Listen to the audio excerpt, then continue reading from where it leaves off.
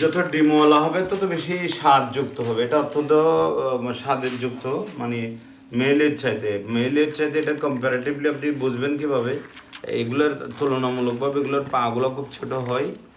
আর একটা মেল কাঁকড়ার তলদেশটা যেটা দেখা যায় এটা পুল সাদা, আর এটা তলদেশ যেটা সেটা একটা কালা কাঁচকাটা। এ হচ্ছে মেল এবং মেল ফিমেলের পার্থক্য। তো এখানে মূলত এটা যত বেশি টাইট হবে মনে হবে যেন এখানে ডিম হয়েছে। তো আমার মনে হচ্ছে আজকে শীতকালের কাঁকড়া, এটা ফিমেল কাঁকড়া, এটা আজকেই ইয়া হয়ে যাবে, কাটিং হয়ে যাবে। সো আমি দেরি না করে এটা আগে এখানে ডিম হয়েছে কিনা দেখার জন্য আগেটা, তবে কম্পারেটিভলি এই কাঁকড়াতে অনেক বেশি কাটা, এগুলো একটু ভালো ধারালো। এই যেমন অলরেডি আমি পায়ে ব্যথা পেয়ে গেছি হাতে।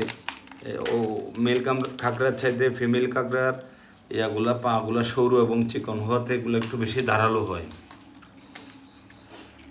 পাগুলোও খুব ছোট ছোট, বাট দাঁতগুলো অনেক ধারালো আর কি। তো এই হচ্ছে কাঁকড়ার, আজকে আমরা কাঁকড়ার রেসিপি চলছে। অনেক সময় আপনাদেরকে দেখিয়েছি কাঁকড়া কিভাবে আমরা পতেঙ্গা বেছে খাই, বাট আজকে দেখানো হচ্ছে পতেঙ্গা বেছে নয়, আমার নিজের ঘরের রান্নাঘরে কিভাবে আমরা এগুলা কাটিং করতে হয় এবং এগুলা কিভাবে রান্নার প্রসেস করতে হয় সেটাই মূলত আপনাদেরকে আমি দেখানোর চেষ্টা করতেছি।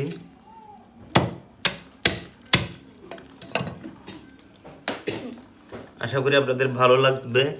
যারা এই ধরনের অভিজ্ঞতা টোটালি জিরো, এগুলো সচরাচর সঙ্গত কারণেই বা বাড়ির বৌজিয়ারা এগুলো প্রসেস করতে জানে না বিধায় আমার সেই পুরানো অভিজ্ঞতাটাকে কাজে লাগাতে হচ্ছে।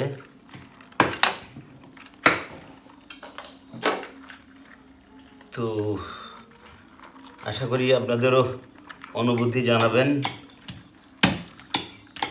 কেমন লাগছে দেখতে, শুনতে, বলতে।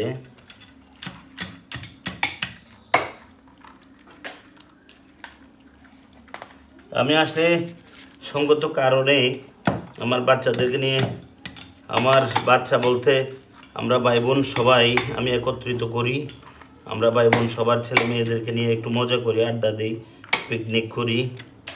তো আজকে কাঁকড়ার একটা রেসিপি হয়ে যাবে, তাই না বউ? হ্যাঁ, এটা রেসপন্স করলো আমার বড় ছেলে সাফওয়ান। তারা খুব উজ্জীবিত, কোনোদিন জীবিত কাঁকড়া এই অবস্থায় দেখে নাই। কাঁকড়া খাইছে